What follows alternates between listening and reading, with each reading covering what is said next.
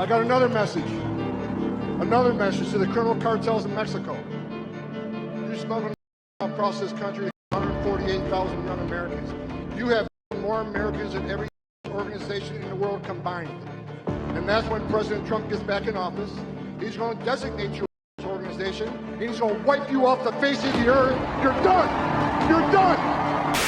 So Trump's new border czar has been making his round. He seems like a badass that doesn't take shit and proudly is taking on the title of border czar, not like Kamala Harris in the mainstream media that try to gaslight us and pretend she was never the border czar when they are the one who deemed her border czar in the first place, her and Biden herself. Vice President Harris was not a border czar. Meantime, Vice President and border czar Kamala Harris facing some backlash. What he said about Harris and immigration was not true. She was never appointed border czar. And this will be her first visit to the U.S.-Mexico border region since she was appointed as the border czar by President Biden. People gonna have to counter the misinformation. You already hear folks talking about the border czar. She wasn't the border czar. President Biden tapped Kamala Harris, Vice President Kamala Harris, to be the border czar. Now, she wasn't the border czar. That's what Republicans labeled her. They were very critical of Kamala Harris, especially in her role as border czar. But anyway, it seems like he's not going to play. So Trump's plan at this far is mass deportation. We have seen one estimate that says it would cost $88 billion to deport 1 million people a year.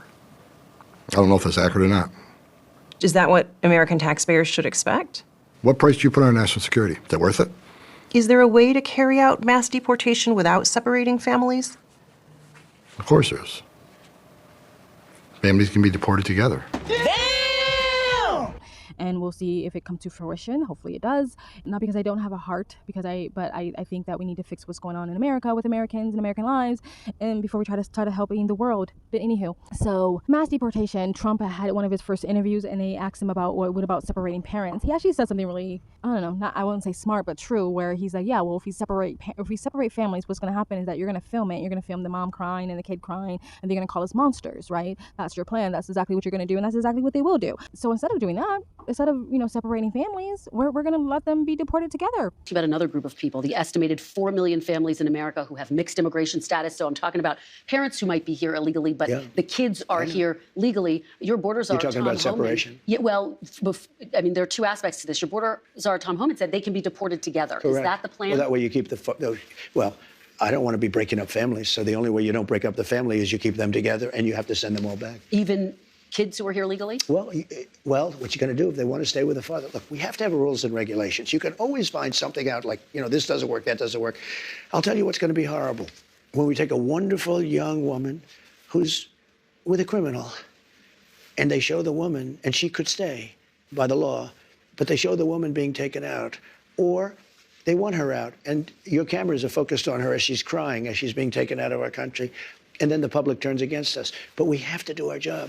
And you have to have a series of standards and a series of laws. Unless the adult child or children decide they want to stay on their own and they want to stay with family members or something like that, fine. But instead of separating a family, which, the mainstream media have deemed monstrous and evil, we're not going to do that. We're going to let them be deported together. Just to be clear, Trump is not talking about the dreamers. He wants to have a pathway to citizenship. So he's not talking about the dreamers when he's saying deport them together. What about dreamers? So dreamers were brought to this country illegally as children. You said once back in 2017, they, quote, shouldn't be very worried about being deported. Should they be worried now?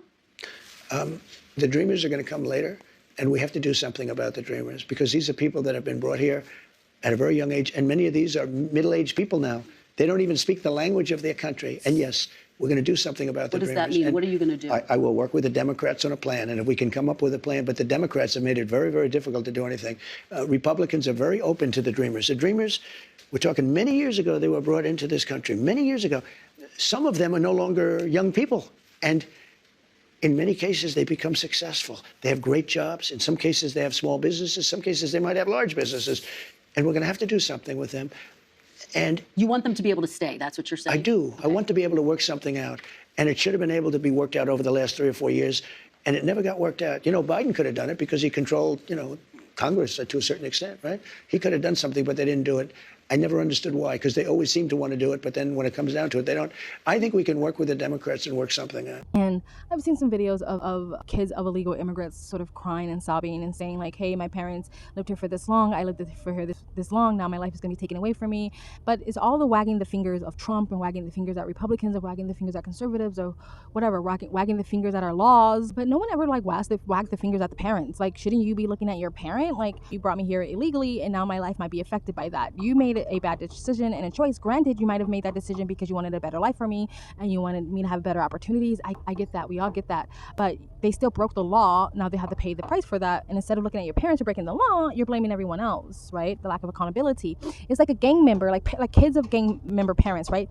And the gang member parents get caught in gang member crimes and they have to go to jail. But the kids cry and say, well, the only reason why my parents are gang members is so they can have a better life for me and give me a house and give me clothes and give me food and a roof over my head. Therefore, the crimes that my gang member parents cause should just be voided. We should just ignore them. No, we should ignore crimes just because your parents might have done it to give you a better life, right? So I'm looking forward to the border being more controlled, not just for Americans in America, but for the people who risk their lives crossing the border in the first place. Let's not forget that there is huge child and sex trafficking that goes on at the borders. Did you know that there are still thousands and thousands and thousands of migrant children that are unaccounted for that just disappeared at the border? The Houston Police Department confirms they are currently conducting investigations into reports of missing unaccompanied migrants. We're talking about children that we simply cannot find or that the administration are calling unaccounted for. Let's not forget that this huge drug trafficking that goes on at the borders, lots of crimes are committed at the borders, and those things should be controlled and not completely ignored. And it doesn't really fix the issues in the countries that these people are coming from.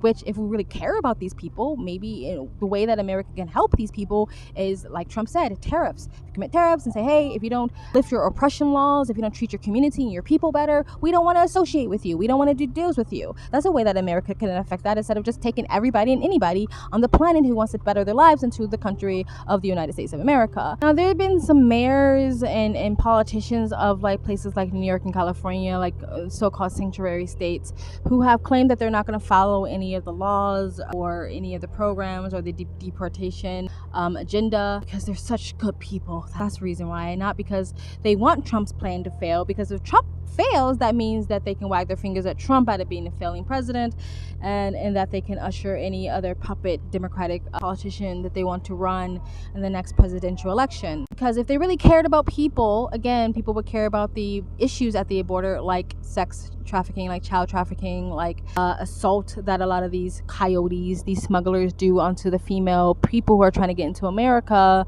not people drowning at sea. Like, yeah, if you really cared about people, you would fix that so people would stop putting their lives at risk to get here because they've been lied to by the coyotes who smuggle them in the first place. And if you cared about people, you care about the people of New York and you care about the people of California, especially the low income people, because those are the people who are affected the most negatively with mass immigration and in taking resources from the American citizens who need it. If you really cared about people, you would actually want the border to be fixed. You would actually want the border issue to be solved. So they're not resisting Trump's deportation program because they care about people. They're resisting Trump's deportation program because of ideology, and they want Trump's plan to fail. Because if Trump does well in the next 4 years, they know Democrats will not see the White House for a very long time after that. Because if Trump succeeds to better the economy and better people's lives and fix the issues, anybody Trump sort of knights and kings as someone who should be the next presidential elect will most likely win. Hopefully it's Tulsi Gabbard. She's perfect because she's like woman. She's a woman, and technically she's a woman of color. I would just rub it into the leftist Dems' faces, right? But they know that Trump can't win. They know Trump cannot succeed in the next 4 years, because if he does, it would really be bad for the Democrats for a while, probably for the next decade. They will not be seeing the White House. So Trump seceding is a loss for them, but Trump seceding is a win for Americans. So they should want what's best for America and not what's best for them and their team and their tribe. Plus, according to Trump's new border czar, interfering in the mass deportation is breaking some sort of federal law. So Trump's border czar basically said, try me, fuck around and find out. We will literally arrest you if you interfere in this process. Title 8, United States Code 1324, III. Read about that and don't cross that line because it is a felony to harbor and conceal an illegal alien from ICE. Read the statute, don't cross that line. Anyway, guys, let me know what you guys think in the comment section down below. Please like, comment, and subscribe. You guys have a great day. Bye. I got another message. Another message to the criminal cartels in Mexico.